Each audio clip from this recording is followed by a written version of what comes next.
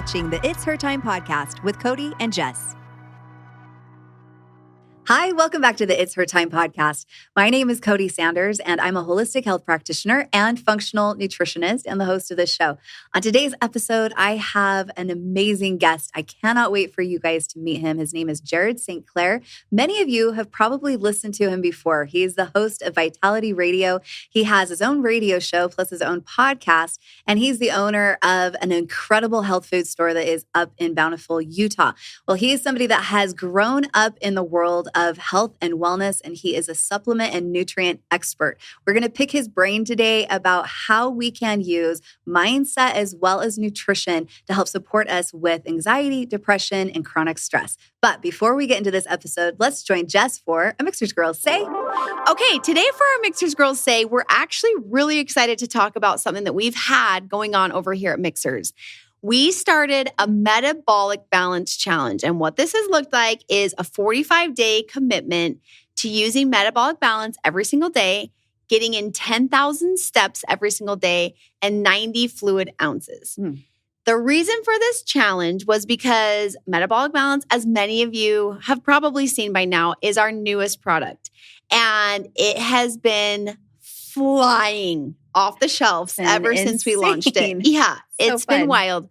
But we know that best results also come with consistency in use of products. And what's better than recommitting yourself to, taking care of your health? And so what's been fun about this is I know that it's also challenging when you see that you missed the boat. Yeah. There's a challenge that already started. It started 2 weeks ago. You would have done it, but you didn't know about it, sort of thing. And we just really wanted to make sure that we get on here and have everyone know that when you get your metabolic balance, if you're interested in the product and now you are wanting to purchase it, start our challenge from the beginning. Commit to 45 days. You could find women in our comments on our Instagram account and DM women and say, hey, do you want to redo this Mixhers 45-day challenge with me? Mixhers community members are so helpful and fun and excited. Right in. Yeah. Any good opportunity. And on Mixhers Facebook page too. That's a great place for you guys to connect. Or in the comments here on the podcast. I love it. But what is great about having a partner is an accountability partner. It's so much more fun to start a challenge with someone. But the reason why I've been really enjoying the challenge is because, yes, we do own a wellness brand. We do know the power of health. However, even I should say Cody, I can't speak for you. All of us. No, yes, include me, please. Can have phases of phases of a year, a few months, times that just taking care of your health feels more challenging than other times. I had been struggling with getting my movement every day. Yeah. We're working longer hours than usual, trying to do the best with the business. I'm a busy mom. It's summer. Schedules are different. Yep. And so movement has become a challenge. And so recommitting to getting in my 10,000 steps, I go for a walk in the morning and I make sure I listen to a podcast. And I'm so much more aware of actually tracking how much water I drink because I'm using Mixhers products all day. But I'm like, I don't know if I dumped 3 sticks and only drank 1 water bottle today, or when I'm aware of my water intake, I am drinking 5 times the amount. So it's even helpful for the two of us. Right, totally. We're humans. We understand what it's like to feel busy, for your health to, not be first priority, and committing to a challenge is even very helpful for me. For sure. And metabolic balance is there to help give us that kind of, I call it drinkable willpower, because it helps to motivate us to move more. It helps us to feel like we're more in control of our appetite. And so we make better, healthier choices. And that's the beauty of this. And then having community and having that accountability, it just makes it even more powerful and so much more fun. I wanted to share just a couple of things because we had on if you aren't already following us on Instagram, this is where you're going to find out about these kinds of challenges. And also we do a lot of fun things like Tell Us Tuesdays. And that's where a lot of our segments for Mixhers Girls Say comes from. But there was one where we asked tell us some of your success stories. And it just happened to be that there's quite a few, not all of them were about metabolic balance, but quite a few of them were. One girl says, I'm 1 week into metabolic balance and my cravings have decreased as well as the bloat. Wow. I know. So great. Another girl says, since starting metabolic balance, I have felt absolutely incredible. She's already down 6 pounds. I know. It's incredible. We keep getting a lot of these stories like this, girls. So it's really fun and exciting. Okay. There's another girl that says, I got off of trizepatide with the metabolic balance. It curbs my cravings all day long. And then she says miracles with her hands up. So anyhow, we are so excited that we keep getting a lot of these testimonials being sent in.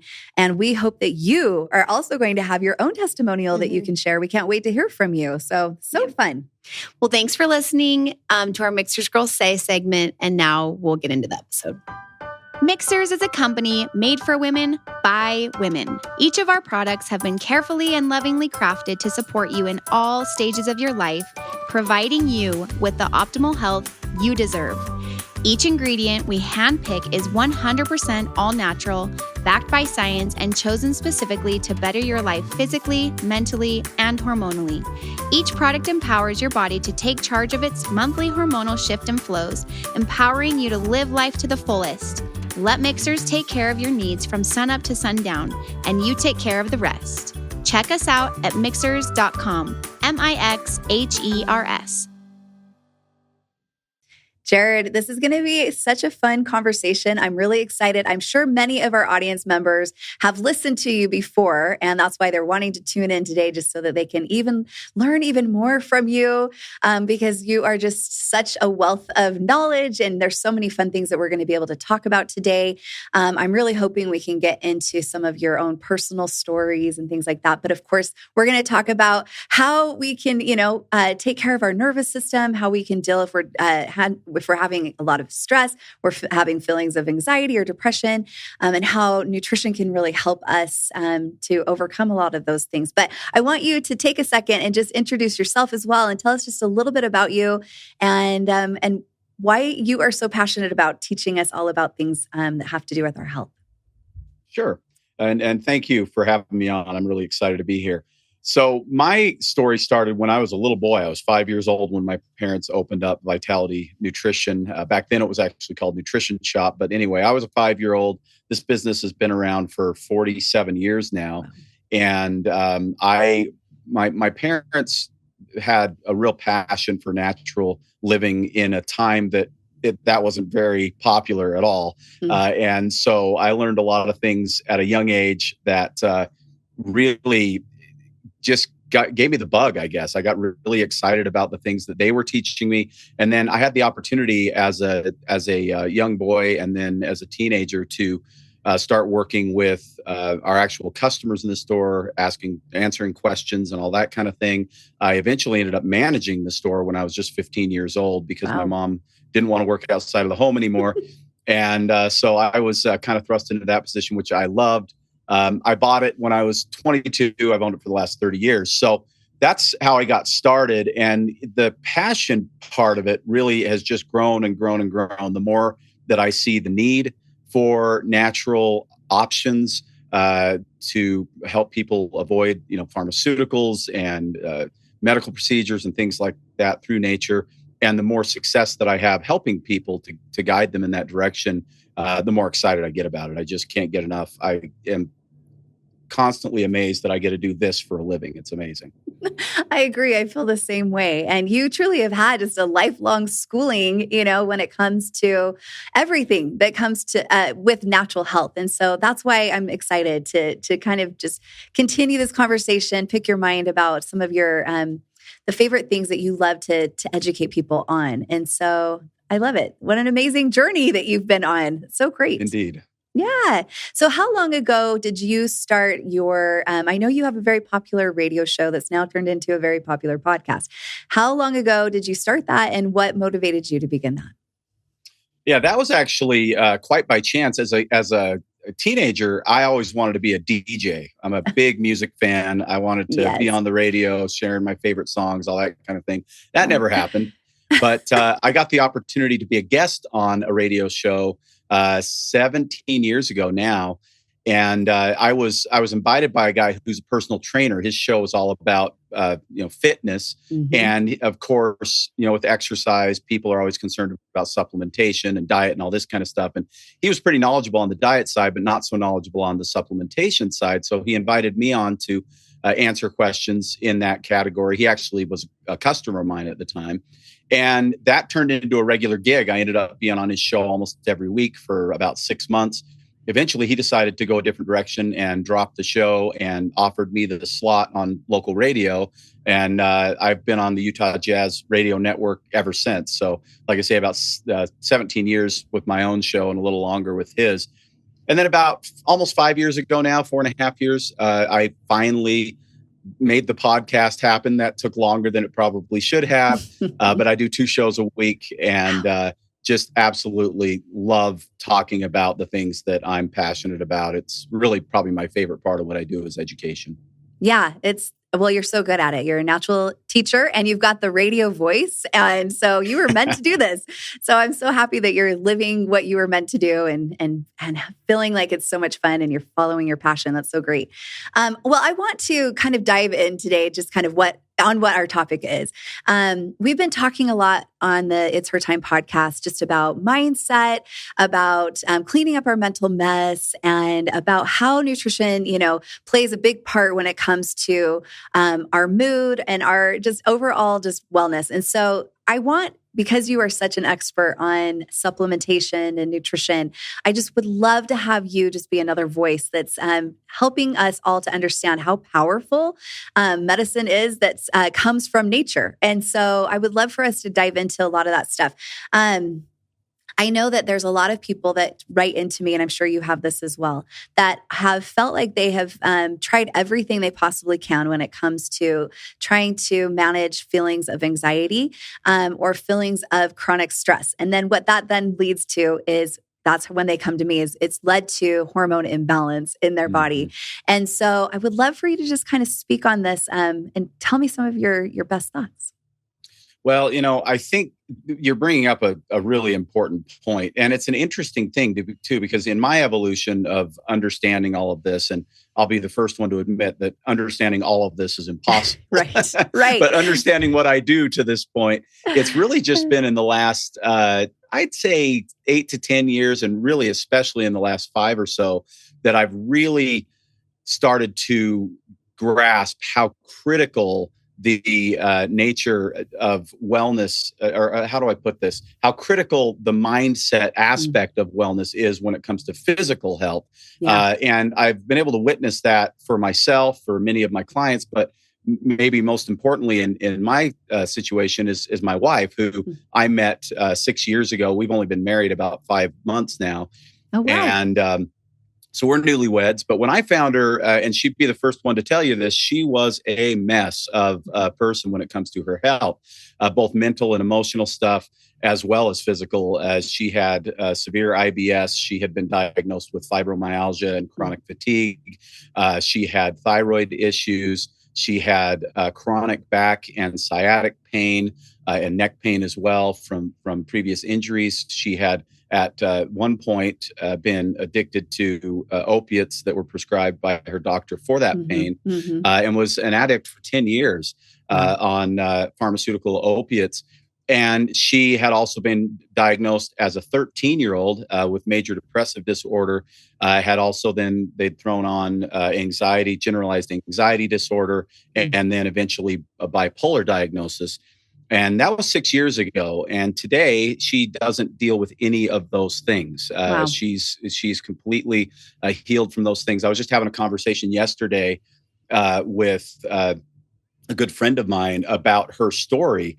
And what's really interesting is she doesn't even, like on the mental emotional side of things, and we can dive into how this happened for sure. But on the mental emotional side of things, it's not like she manages bipolar. She doesn't have bipolar. She does not have the tendency to fall into anxiety or depression, to get the highs and the lows. She's just simply balanced and stable without the need for any kind of pharmaceuticals. And she was on pharmaceutical psych meds from the time she was 13 years old. So, and what I discovered, because we started with supplements with her, because that's my forte, right? That's Sure. what I do for the most part. And we had a lot of success with supplements. She made significant improvements, but she was still very up and down, especially on the mental, emotional side of things. And she still struggled with some of the other symptoms. And when we discovered how big of a factor her mindset was, and I knew that from the time I met her because she had a lot of these beliefs that she shared with me that I knew weren't true, but she really believed about herself, right? And once she discovered, is probably a better way to put it, that was the case and that she could actually start to shift her beliefs, oh my goodness, did things change? And I was just talking to, I think you probably know her, Janique Grover? Yes, I sure do. Yes. I was just on her podcast, Gutsy Health, not too long ago, and she was on mine, and we were having this conversation too.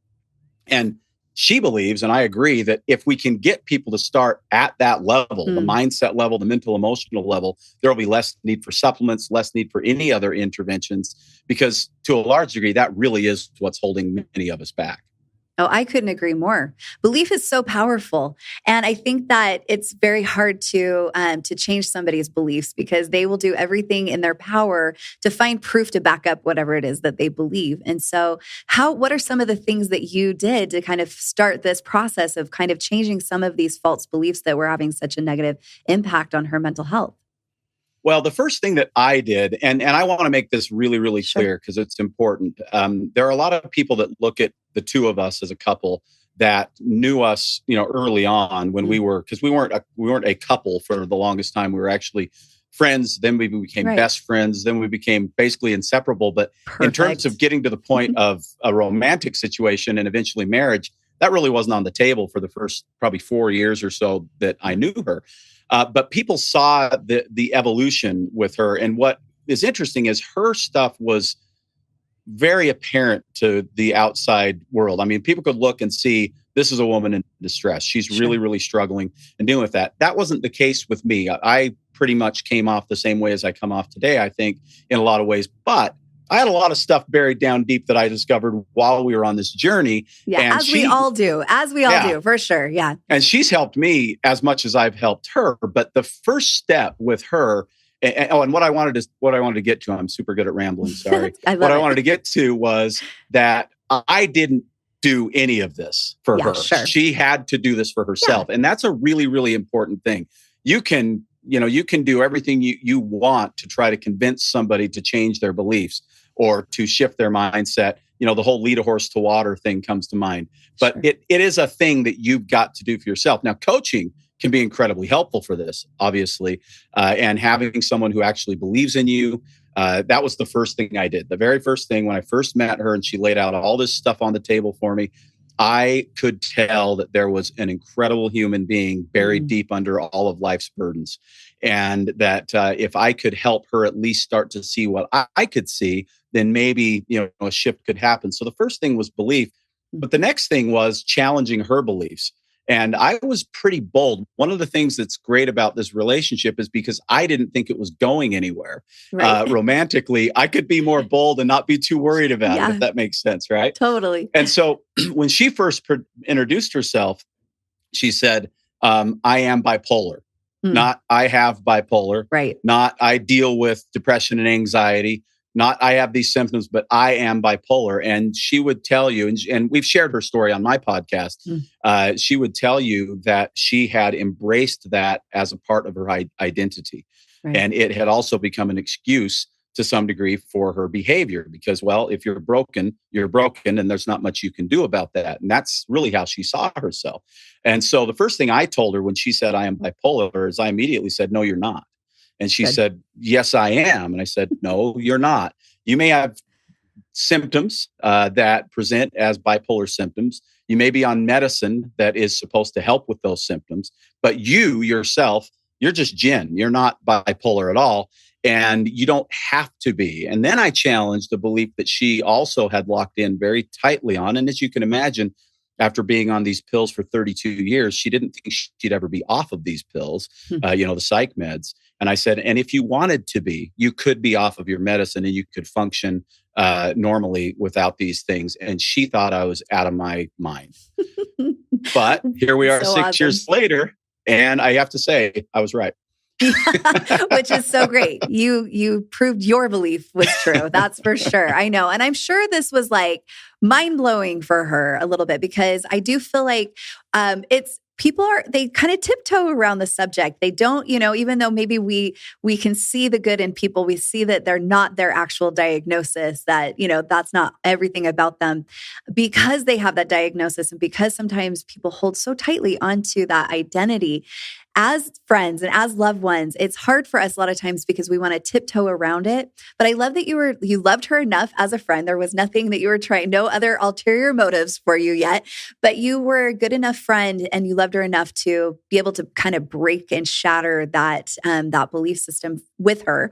I get what you're saying, and I appreciate what you're saying, that it's not you that did it, but you were just there to be with her, and having that love and acceptance, and having somebody really see you, that right there is powerful medicine. And I think that that's an incredible story. I love it.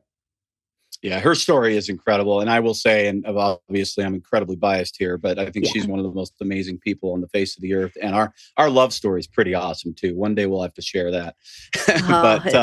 But she really is she's phenomenal. She's starting to get out and share her story in different places. Awesome. She realizes that the hole that she was in, that she's dug herself out of, there's lots and lots of other people that are sitting in that hole right now. And so many. She wants nothing more than to help those people to find themselves the way that she's found herself.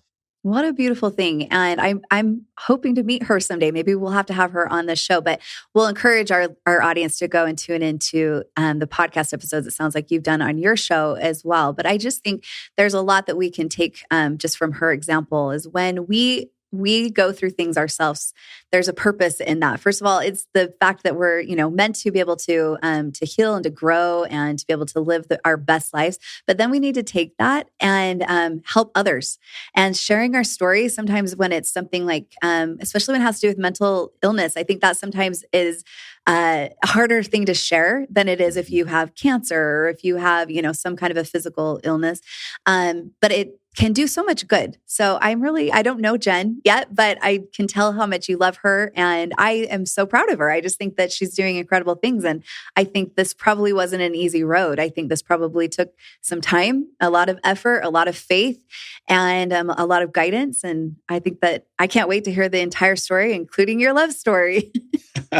Well, I'll definitely get her introduced to you. She's an amazing person. And the thing that's so crazy about it is, like I said, I didn't think this was going anywhere. She didn't think it was going anywhere. So neither one of us thought when in our wedding vows that we, just recited to each other 5 months ago, I said, I was sure of two things when I met you. Thing one, that you were an amazing person that just couldn't see how amazing you were. And thing two, that we would never end up married. And so I was right on half of that, but the other half I was wrong. So whatever belief I had and whatever help I offered, oh my gosh, I've gotten that in return from her tenfold. It's just been amazing. Oh, it's just awesome. I love it. We're all just having the warm fuzzies right now. We love to hear stories like this because it's important. We need to have people in our life like you that are there for us and help us to see the best within us. So that's great. I love it. Okay. Well, let's touch on, let's get back to the nervous system. And I want to have you kind of talk about the difference between like fight or flight and rest and digest parts of the nervous system. I'd love to have your take on it. I know I've talked about it quite a bit on this podcast, but I just think sometimes when people hear it from somebody else, it resonates different. Yeah, well, we all have a little bit different way of explaining it, right? And I think it means a little differently to each of us based on our own experiences. So we have together, Jen and I really learned a lot of this stuff as we started digging in. There's a gentleman, I don't know if you know him here, that's local, named Lamont Wilcox. He is one who started teaching us this. And then my wife is the kind of person that once she gets interested in something, she wants to read every book that's ever been written on the subject. So she dug in really, really deep and truly is more of an expert than I am on this topic at this point. And I don't even think it's very close because she just has learned so much over the last little while she's been figuring out her own stuff. But fight or flight, one thing is we have the sympathetic nervous system and the parasympathetic nervous system. And a lot of people get those confused and, okay, well, which one's which? And so then, of course, with fight or flight and rest and digest, it's easier to understand what that means. So But true. for people that are curious, this is something that's been very helpful. Imagine you're on an airplane and you're about to skydive, and you're jumping out of the plane and you're free falling, potentially to your death, right? Right. The parachute's not out yet, and the adrenaline is going nuts. I imagine. I've never jumped out of a perfectly good plane, but I I assume haven't either. it's a pretty intense experience, right?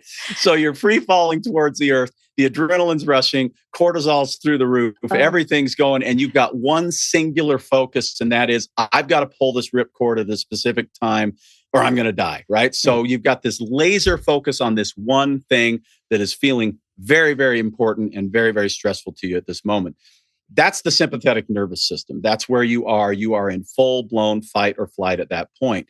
You pull the ripcord and the parasympathetic nervous system, the parachute jumps out and slows everything down. And now, instead of plummeting to your death, you're safe, you're comfortable, you're enjoying this amazing view as you slowly coast towards the earth, and you can see the big picture.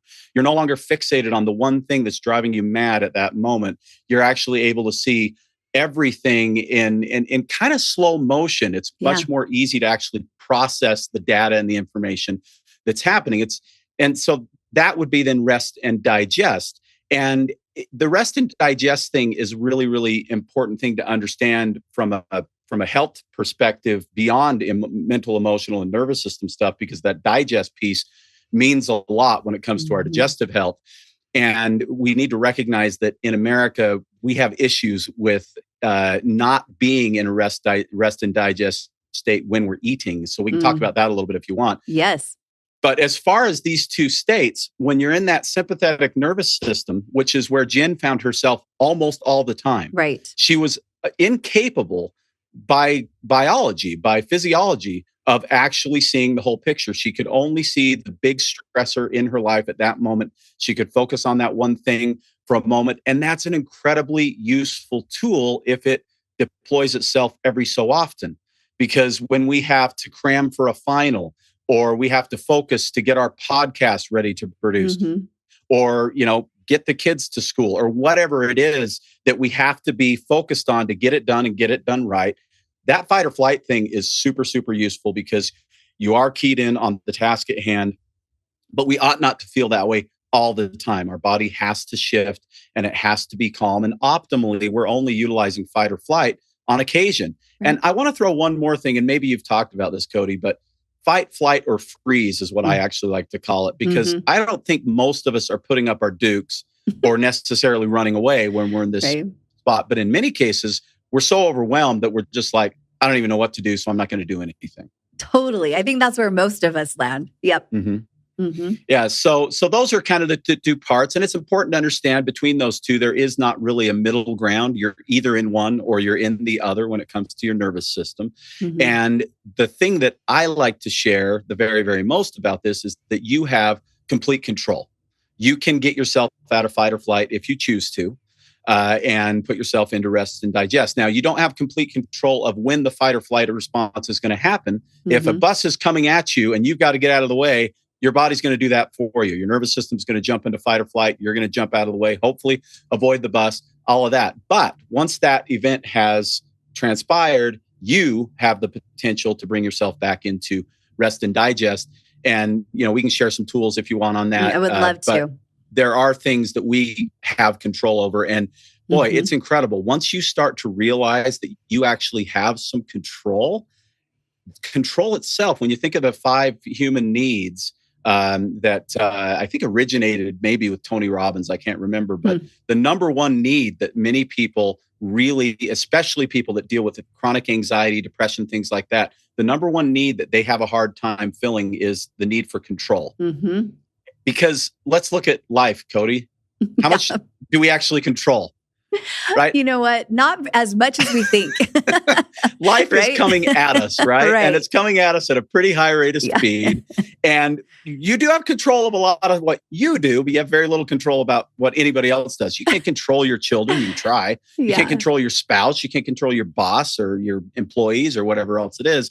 And so because you cannot control those things, if you have a high need for control, that puts you into a fight or flight response a lot. And but when you start to recognize that you can actually control that, you can control getting into that sympathetic or that parasympathetic nervous system, that right there is a de-stressor in a pretty big way.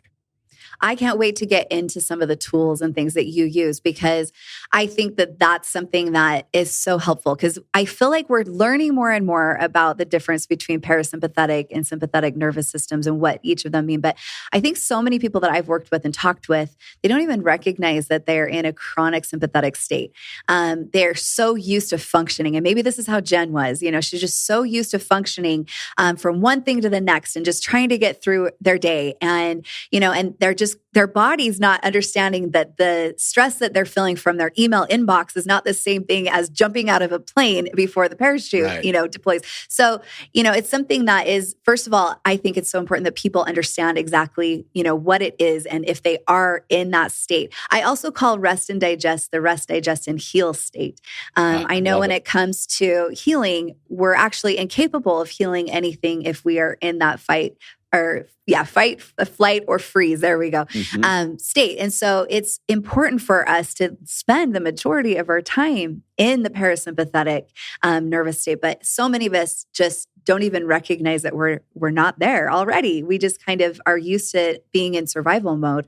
And so, I talk a lot about the importance of using tools in their daily lives, but I have found some people that when I mention meditation, or if I mention breathing, or if I mention something like that, it almost stresses them out more. And so I always love to hear what other people are, recommending, because I think that it's incredible for us. It's very empowering for us to know that we actually have control over this. Maybe we don't have control over, somebody that's, in the lane next to us as we're driving down the freeway, but we have control over at least this. So please. So I'll share a few things. And the first thing that I want to share is that none of this is the same for everyone. Sure. And I mean that, I don't mean that all of this won't work for everyone. I think these things can work for everyone, but we all have different things that just sort of resonate with us and jive with how we see the world, that kind of thing. So meditation, perfect example. You're talking to a guy who, generally speaking, doesn't feel a lot of anxiety. I get some overwhelm here and there. I generally crack a joke or something, start to feel good about things, get to work, whatever. It's not really a thing that I've really experienced very much. I've never experienced what I would consider to be depression, although I've had depressing moments in my life, that kind of thing. So one of the things that's amazing about people like Jen is that because she's experienced all those things and now she doesn't, she's out of the cycle. She's a really, really wonderful tool for people who are in the place where she was. And I tell her all the time, I'm not that guy. I can coach people, but a lot of people, like when she met me, she said, "You're an anomaly. Nobody's happy like this all the time. We don't relate to you." And she couldn't. She's like, "What? I don't understand this." And now she walks around with a smile on her face all the time. And she's the anomaly, I guess. But I do want to put that out there, because I'm a guy who, you tell me I need to meditate because it's really, really good for me. And I say, I don't know how. I sit down and I try to meditate, and I've done lots and lots of different things. I've read multiple books on it. I've tried different practices. I just don't naturally meditate well. About the only time I've ever felt like I got into a really great meditative state is the times that I've been in like a sensory deprivation pod or something like that. I just sitting on the floor and trying to not think of anything except for my breath. That's a very challenging thing for me. However, if you're someone who meditation works for you, or you feel like it's appealing to you, it's one of the most powerful tools that there is. And I use that example simply because, again, not everything fits for everyone. Right. So meditation's awesome, but super overwhelming for a lot of people, because it's like, oh my gosh, I got to sit for 20 minutes or 30 minutes or whatever. A lot of people know by now that a 5-minute meditation, a good one, can be incredibly effective as well. Breath work, you mentioned as well, that seems overwhelming, but it doesn't have to be overwhelming, because a breath practice doesn't have to be 5 minutes or 50 minutes. It can be 15 seconds or 30 seconds, different things that you can do. There's one that I love that's known as the straw breath, or the physiological sigh is the clinical term that somebody's come up with for it. And it's this natural thing that every single one of us has built into us. Because if you've had children or grandchildren and they're out and they scrape their knee and they run into mom or dad or grandma or whatever it is, and they're screaming and crying and they're in full-blown fight or flight mode, and they get the Band-Aid and they get the snuggle and they get the kiss on the forehead and they start to calm down, they do this. Yeah. Couple of quick breaths, usually in through the nose, and then a longer breath out. And that calms the breath. And as it's calming the breath, it's calming the nervous system. And you can do that in your car when you're experiencing road rage, or you're late for an appointment, or you're sitting at the dentist's office and you're like, oh my gosh, I don't really want to go in there, or whatever it is. This is something you can do that practice it a little bit. It's usually not even really perceptible unless you really get dramatic about it. And it has been proven that just a few of those breaths done well can bring you from fight or flight to rest and digest, and can bring you into a state of calm. That's a kind of a real quickie that can be really, really effective. My personal favorite, though, is curiosity. Now, curiosity. I don't know if I've had anybody say that. I love this. Okay, I'm curious now. I have a whole show on curiosity, I love it. And it's one of my favorite practices. And it has taught me a lot. So curiosity it's not necessarily instantaneous on the fight or flight thing, but it can get you there if you just go through the process. And the reason is because it shifts your focus. So let's just say that you're having a conflict with somebody, and we'll make it personal. It's with your spouse or your child, we'll say, okay? So somebody that really, really matters to you. And you're having this conflict, and maybe it's a conflict that is has been unresolved, that kind of keeps erupting over time. So you've got this thing going on. You're in the heat of the moment. You're very stressed out, and you're doing what you do when you're in that moment. Yelling, crying, walking away, shutting down, whatever it is that your fight or flight has you do in that moment that is your pattern. First off, this is important. That pattern can be changed too. You can completely change that pattern if you choose to, but you have to recognize it first. And that's where curiosity comes in. So the first question is, that I ask myself is, why am I reacting this way? And that word reacting matters a lot, because there's a big difference between reacting and responding. Yeah. And this is an amazing story that everybody can experience for themselves. And that is that you can start to make these shifts. You can start to ask these questions, and I'll go through a few questions that you can ask yourself, and it will change the other person that's in the situation without them doing any of this work. Amazing. Because when you're in a position of this, especially, like I say, this thing's erupted multiple times. Let's make it simple. Your child just won't make her darn bed, right? Yeah. And for months you've been trying to get her to make her bed. You're trying to teach her to be a responsible adult, whatever it is, right? And she just refuses to do it. And every single time it turns into well, Mom, you just don't understand me, or whatever it is, right? We have this thing and it cycles through, and it looks like almost like a carbon copy the 10th or 15th or 20th or 50th time that it's happened. Everybody's been in a position like that. Yep. So the first question is, why am I responding this way if it doesn't get me what I want? So then the second question is, what do I want out of this situation?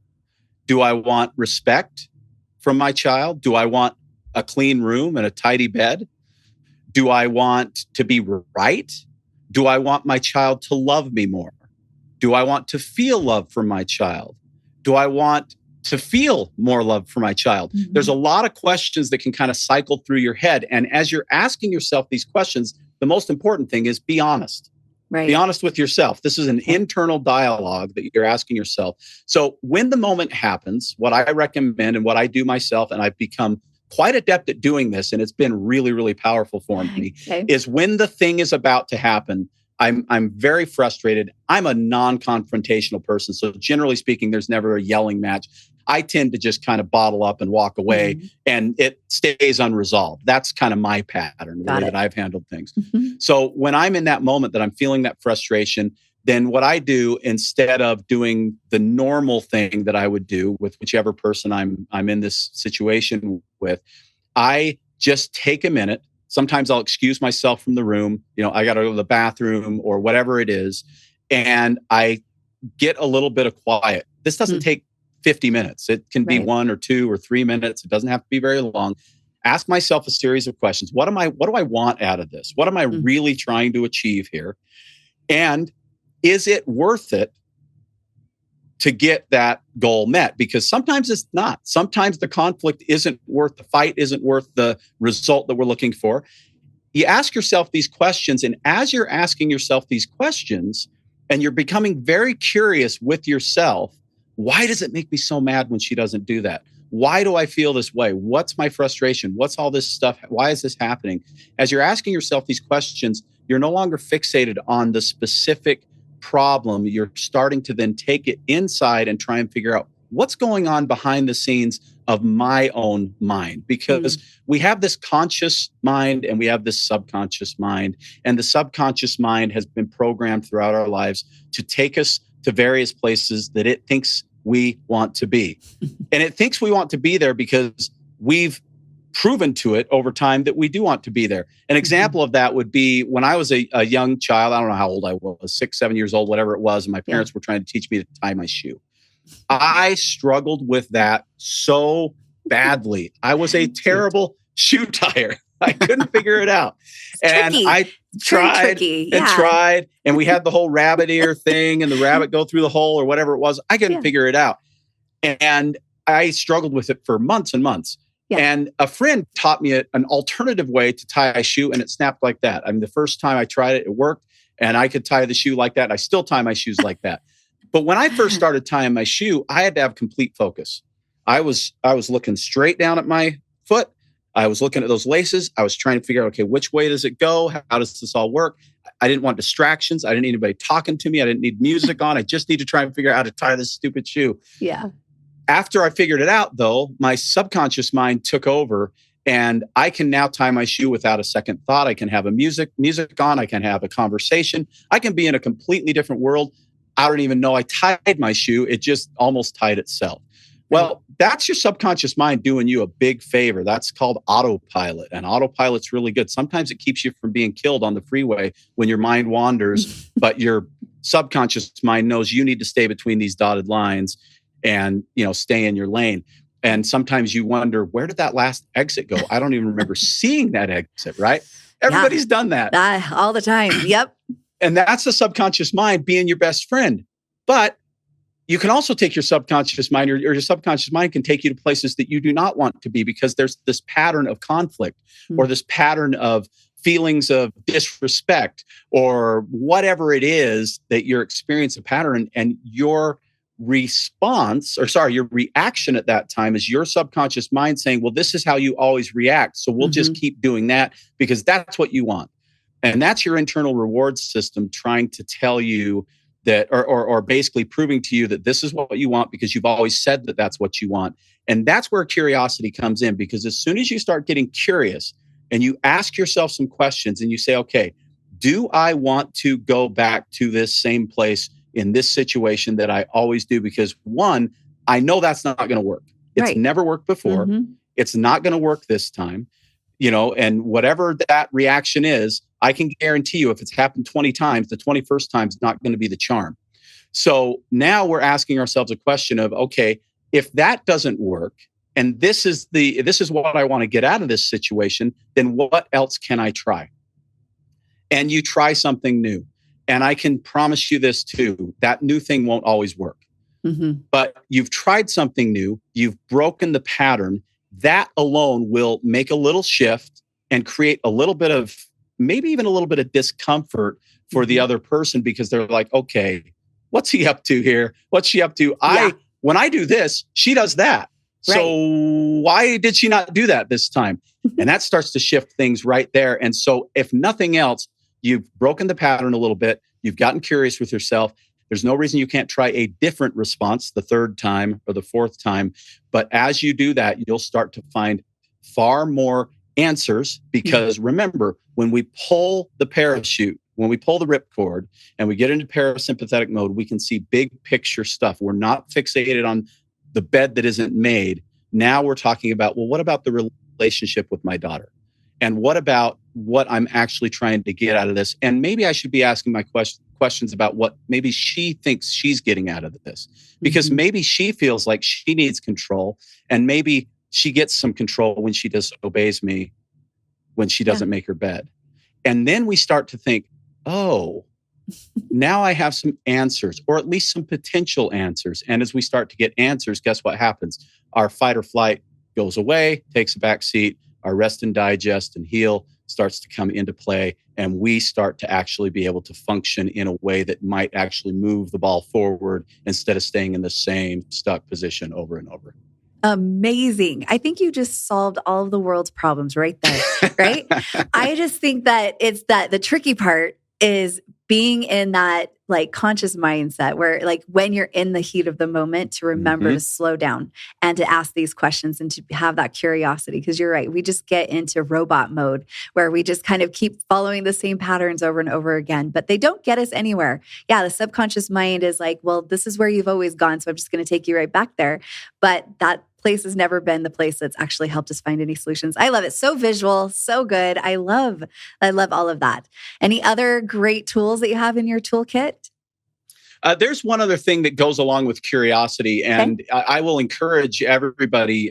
Obviously, I'd love to have you listen to my podcast, and I've got an episode specifically on this. But where I learned that curiosity thing, that wasn't something I came up with. It's something that my wife and I learned when we were in this big deep dive into mindset and trying to figure out how to fix our own stuff, right? And we heard a podcast with the singer Jewel. Everybody knows, Who Will Save Your Soul? Jewel, amazing, beautiful singer, one of my favorites. We have some young audience members here. They might not know who Jewel is, but go back. She's big in the 90s. Well, awesome. I'll tell you what. Go to your Spotify or wherever you listen to your music and listen to Who Will Save Your Soul and listen to the lyrics of that. That was the first song she wrote as a 15-year-old homeless. Homeless, okay? She turned out to sell 100 million albums or something like that. But this woman was as destitute as a destitute person could be. She was homeless and alone at 15 years old on the streets, and she became one of the most amazing, success stories you can imagine in music. And she had no coaching. She did all of it herself. She figured it all out. She started using curiosity, and the way that she used it, that is a little bit different than what I just stated, but it's certainly related, is she would ask herself a few questions. She would ask, what am I doing? And that would be physically. What am I doing physically when I feel this way? When I feel anxious, when I feel hopeless, when I feel lost, when I feel overwhelmed, whatever these emotions are that don't feel good, what am I doing? Am I fidgeting? Am I staying still? Am I watching TV? Am I indoors? Am I outdoors? Where am I? What am I doing? And she would ask herself these questions so that she would become aware of how she was responding or how she was reacting to stressful situations. And then she would ask herself the alternate question. When I feel really good, when life is good and everything's easy and I'm not feeling the stress, in other words, when I'm in rest and digest and heal, what am I doing? Am I hiking? Am I talking to an old friend? Am I journaling? Am I, what is it that I'm doing? And she came up with a very specific list of what she did when she felt awful and what she did when she felt good. And there's a lot more detail to it than that. But, and again, she shares it in her book, which is fantastic. And I did a whole episode on it on my show. Sounds awesome. But then what she did is when she was in fight or flight and she was experiencing these things and she was doing the fight or flight things, then she would start doing the things that she did when she felt amazing. Okay. So if she was freaking out and hiking was an amazing feeling for her, she'd go on a hike. She would shift it by literally changing what she was doing or changing the environment or changing the scenery. Now, to some degree, it's a little bit different with her because she was literally alone when she was figuring all this stuff out. So generally speaking, it wasn't conflict with other people. It was like internal stuff that she was dealing with. And her story, truly incredible. But the point is, she found that if she basically had fight or flight activities and she had rest and digest activities, and when she was doing fight or flight activities and she recognized it because she was curious and she was asking herself these questions, she would start doing rest and digest activities and she'd pull herself out. One thing that people do, Cody, that I'm sure everybody listening has experienced this to some extent, and this is classic Jen, my wife. When she would get depressed, she would start putting on her depression music. Yes. She had a specific playlist that would cement into her that it was okay to feel like crap right now. Mm-hmm.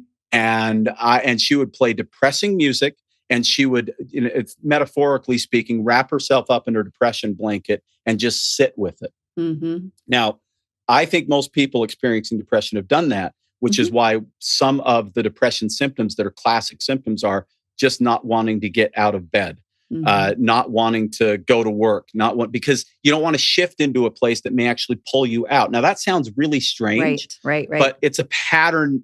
It's a pattern thing, right? We start to get comfortable with our discomfort. And so if you recognize that you're in discomfort, don't wrap yourself up in that discomfort.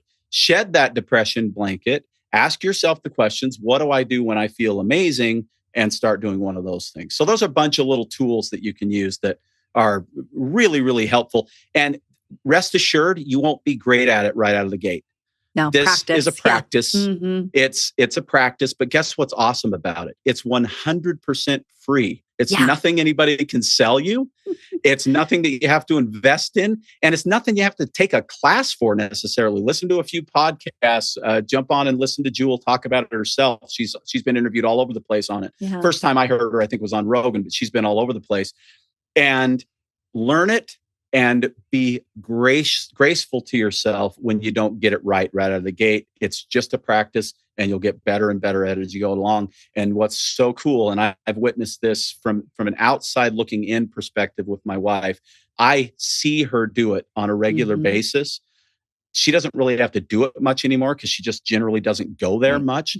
But I saw her do it, and I saw it become totally natural. And she didn't even realize she was doing it when she was doing it after a time.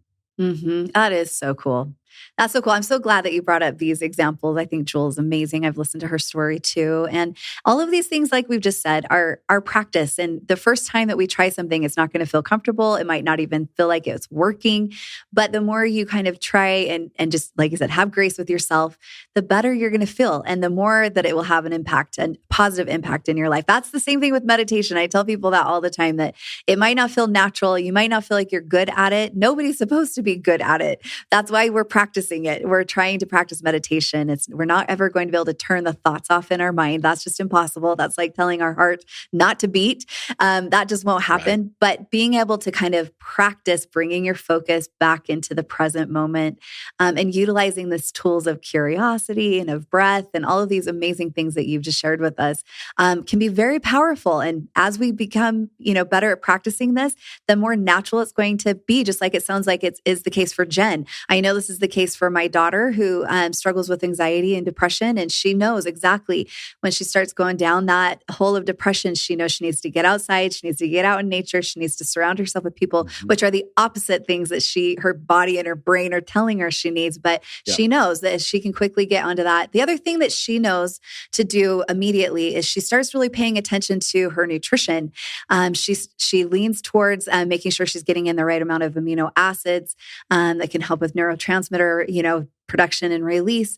And she just makes sure that she part of going outside is so that she can get more of that vitamin D in her. I know that you're an expert, and I know I've taken so much of your time, but you're an expert on supplementation and on nutrition. Are there some tools that you tend to lean to, or that maybe Jen's lean to, for people that are dealing with anxiety, depression, or just chronic stress? Yeah, absolutely. There are certain things, our environment is, especially nowadays, is kind of stacked up against us. And you said, well, it doesn't feel natural to be, good at meditation. And if you haven't grown up with it, like they do in some countries, then it's super unnatural. But the environment that's stacked up against this is also kind of super unnatural at this point, right? Yeah. Chemical toxins and all these things. And I know you talk about this stuff on your show all the time. It is because we're kind of fighting a fire, they say fight fire with fire. You do have to do that. You have to be a little bit more vigilant when it comes to nutrition. The mindset piece is huge. And I think overall, it may be the very most important thing. And again, it's something that nobody can really sell you or that you have to take, but it is a challenge to understand it and to learn it and to put it into your life. But I can tell you, it beats the heck out of staying stuck. But when True. it comes to just supporting your body, you nailed one of the things. Amino acids are huge, making sure that you're getting enough amino acids, whether it's, through whole foods or even through supplementation or some combination of the two. Right. There are two things that are critically low, I think, in most people in America. Magnesium is one of those things, and it is such a critical component to the proper function of the central nervous system. And the estimates are something like 80 to 90% of Americans are deficient in magnesium. And one of the things that's important to understand about magnesium, it's not a static number that, the same or everybody that weighs 200 pounds needs this much magnesium. The amount of stress in the body. And I'm not talking just mental, emotional stress. That's a big one, but also physical stress. If you're an athlete, if you're, not getting as much sleep as you need for whatever reason, there's a whole bunch of things that are stressors to the body that are important. And the more stress our body has, the faster our magnesium burn rate becomes. And we need more magnesium on more stressful days. A great example for that, especially for your audience, is around that time of the month with the period and the cycle, right? There's more stress during that time. And while I never tell a woman, take magnesium during your cycle, I always say, take magnesium all the time. And maybe you should take more magnesium during your cycle, right? When there's that stress, or more magnesium on work days if they're more stressful or whatever. You can kind of figure it out. And in my experience, the magnesium that I love the very most, just based on the research, is called the bisglycinate form. And there's a specific type of bisglycinate that I think is the best. That's called TRAACS, TRAACS. But that formula or that form of magnesium, very bioavailable. And if you're listening and you've tried magnesium, but you take magnesium and it gives you, a runny stool, diarrhea, that kind of thing. The bisglycinate form, as a general rule, is super gentle on the stomach because it doesn't have an ionic impact in the bowel. And so for the most part, people can supplement with that without problems. And for me, that's absolutely stage one when it comes to supplementation, because you're almost definitely deficient in it, especially if you're someone who experiences anxiety and depression. And our diets right now, 100 years ago, it's estimated that the average American was getting about 600 milligrams of magnesium in their diet. Now we're getting around 240 to 260 milligrams per day. So we're a few hundred milligrams short at least. And our stress levels are probably higher than they ever have been. So that's number one. And number two is omega-3s. I'm a big believer in omega-3 fish oil. That's another one that most Americans aren't getting enough of. And it's a critical component to cognitive function and to central nervous system function. 70% of the gray matter in the brain is made up of omega-3 fatty acids. So those two things from a core, nutritional standpoint, as well as the thing you mentioned, protein and amino acids, I think that's a great place to start. And then the one that gets a little confusing for people is gut bacteria, the microbiome, because we think a lot about gut health and leaky gut and IBS and all of these types of things with our gut. And then many of us think also about the immune support factors that come from proper gut health, but maybe not everybody recognizes how critical the microbiome is to proper mental health. Right. And maybe that's the most important thing that it can do for us. I agree. Yeah, that mind-gut connection is a real thing. And that's when, my daughter's going down that the depression hole. That's where she knows, like, she needs to start really upping her game when it comes to, the things that she's eating. So it's supporting her gut health. I love that you mentioned magnesium. That's something that whenever we did blood work, everybody was deficient in magnesium. And like you said, we're not getting in enough of those magnesium-rich foods naturally. I always encourage a food-first approach when it comes to nutrition, of course, but I think so many of us can be trying our very best and still be deficient. And so using supplementation in a smart way is so important. And this is why and I know, Jared, you're familiar with our Mixhers line and our formulations, but that is why I've used magnesium bisglycinate in her time formulas, in our menopause formulas, in our multi formulas, because I do recognize that it is something that is necessary for women to function well every day of the month, but especially when it's that time of the month. But I also encourage people, like, even on top of that, if they are still using her time or they're using some of our other supplements, if they are noticing that maybe they aren't getting the good sleep that they're needing, or they're feeling that sense of anxiety, that they may actually even need more. So upping your magnesium-rich foods, for your dietary intake, but also maybe finding some other sources of magnesium supplementation is something that can be very, very helpful for you. And it's amazing how what we do today sets us up for next month, as far as women are concerned. And so by being consistent, by getting in these nutrients every single day, you'll start to find that your body, it starts telling you, thank you, by reducing the symptoms that often so many of us are suffering with. And so I love that. The only thing that we don't have in any of our supplements is omega-3, just because it's hard to put in a drink formula. But I also recommend every day. That's something that we need to be taking. And I absolutely supplement myself. I just think it's so important for us to do that as well. And so I appreciate it. And as far as amino acids, I will just point out, we do have a product at Mixhers called, it's Mixhers Focus. It used to be called Her Power. And it is full of powerful amino acids that help to support our mind and mood. And I have several of you that have written into me and said that this has been a game changer for those of you that are struggling with things like anxiety or even things like ADHD. It's just, they're powerful. Amino acids are kind of like the keys that unlock the release of our neurotransmitters, or our happy hormones, is like what we like to call them. So that's a good one. The other thing we have, as Jara's mentioned, is we have our digestion formula. It goes more into, it has the probiotics, and it also has prebiotics, which is important in order to help maintain good gut, healthy balance. And then it also has other ingredients that are really good at helping to kind of soothe the digestion lining and to be able to support overall healing and all of that, because that gut and mind are so connected, and everything just kind of has a little trickle down effect. If things are off in the gut, or things are, not balanced in the mind, then the body's going to get signals, and the hormones are messengers that take those signals to the rest of our body. And so symptoms that often so many of you guys write into me about really are just your body trying to tell us that there's an imbalance in all of these areas of our health. Yeah, definitely. Yeah. And we carry the Mixhers line at Vitality now. And I told you in our communication prior to starting this podcast that I love your digest formula. It's got some great stuff in it. It's a spore-based probiotic, which are my favorites. I have a spore probiotic as well that in my line. And one thing that I'll mention, because a lot of people ask this question, and I'm sure you get asked this question too, Cody. I think anybody that sells supplements probably gets asked this question. And that is, where do I start?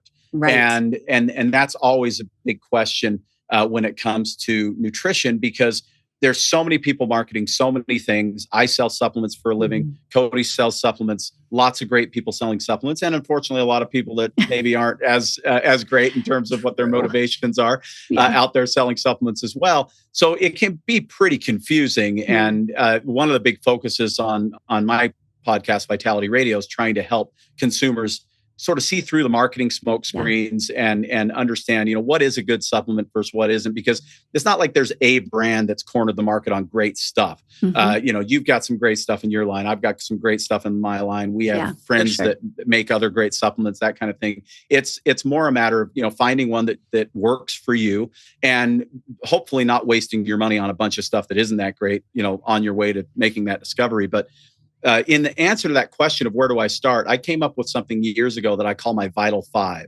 And the Vital Five are the 5 supplements that I think every adult in America probably would benefit from taking on some sort of a regular basis. And magnesium and omega-3s and probiotics are 3 of those. And then once someone hits about 30 or 35 years old, I'm a big proponent of digestive enzymes. I think most of us are deficient at that point, and it can make a big difference in how we feel. And then a really great multivitamin. And I always don't just say multivitamin. I always say really great multivitamin, because there are so many terrible multivitamins out there. I have a podcast episode on my show called Centrum Sucks, where I talk about how to tell if you have a great multivitamin or not, because the best-selling multivitamin in the world is one of the worst multivitamins in the world. So you got to be cautious with that. But those are the Vital Five, and I think anybody would be wise to at least investigate those 5 things, obviously from good sources, and experimenting with them. Not necessarily all 5 at once. Some people do all 5 at once with us, but a lot of people start with one and then, work their way up to, whatever they want to try next, and kind of let their body gauge the results as they go. Yeah. You are your own best health advocate. You are going to know your body better than anybody. So as you start to, try some of these supplementations and start paying attention to how they're impacting you and your health and how you feel every single day, you'll know what's meant for you. But I love that there's people out there like you, Jared, that are helping us to know better so that we can make those good choices. I think that that's something that's very important. I know for me, I didn't want to just sell products. I wanted to make sure people understood what were in these products, why you would possibly need them in your life, and then even go beyond that. And I hope that's what we're doing with this podcast, is that we're just helping to arm people with knowledge. Knowledge is power. And I just feel like we've learned so much today from you. And I cannot thank you enough, Jared. Thank you for being a guest. Oh, I really appreciate the time. I love talking about this stuff. I guess 2 hours a week on my show isn't enough. So have me on any time. I'd love to do it. We definitely are going to want to do that, because I know there's just all of these things that are coming to my mind that I could have continued this conversation for a couple more hours. But I know you're a busy guy. And I know that our audience is going to want to listen in to those couple podcasts that you do every single week and all the other things you do, a lot of guesting on other podcasts as well. Can you just share with us some of the best ways for us to connect with you? Yeah, for sure. So the podcast is Vitality Radio Podcast with Jared St. Clair. Real easy to find on any of the podcast apps. I'm happy to send you too, Cody, if you'd like, links to some of this stuff for the show description. So that's probably the best place to start. If you are interested in what I had to say here, this is what my podcast sounds like. I have great guests. I do a lot of solo shows as well. And I dial in on that show a lot on specific topics. So, we'll go really deep on probiotics and the ins and outs of that, and really deep on magnesium and things like that. And then also on the non-supplement side, what we call the emotional vitality side, we have a series now of, I think we're up to about 10 or 11 episodes that are called emotional vitality episodes. Those episodes, we're telling Jen's story kind of step by step, her supplement story, her mindset story, how she got it. We just recorded and released 2 days ago, as we're recording this, the episode where we talk about how she got off of her psych meds and what that process looked like. And so that's part of that series. And then I have the episode where I talk about the curiosity and Jewel and all this kind of stuff. So that's all there on the podcast. We have a website, vitalitynutrition.com. We have one of the things I'll tell you, and I can say this because I've made the move that proves it, but not to butter you up, Cody, but we brought Mixhers into Vitality, and I am picky. I do not like crappy brands. I don't like brands that promise high and deliver low. The Mixhers products will be, on our website and in our brick and mortar store that we've had in my family for 47 years. And one of the reasons I think that I can consider myself to be somewhat expert on this topic is I've seen so many supplement brands come and go over the years, literally hundreds and hundreds and hundreds. You get to start to know what is and what isn't really good, and your brand has some fantastic products in it. So I'm honored to be associated with you in that way. And so vitalitynutrition.com, and then Vitality Nutrition, the brick and mortar. If you're in Utah, we'd love to see you. It's still a family business. My parents started it. I'm here now. My son runs our website for us. So we're third generation, and my grandbaby is here all the time too now because she's his. And so we have a true family business. We'd love to have you come in, and we have a phone number you can call as well, no matter where you're at in the world, 801-292-6662 if you have questions. So, and then you can hit me up on Instagram at Vitality Nutrition Bountiful is the Instagram handle.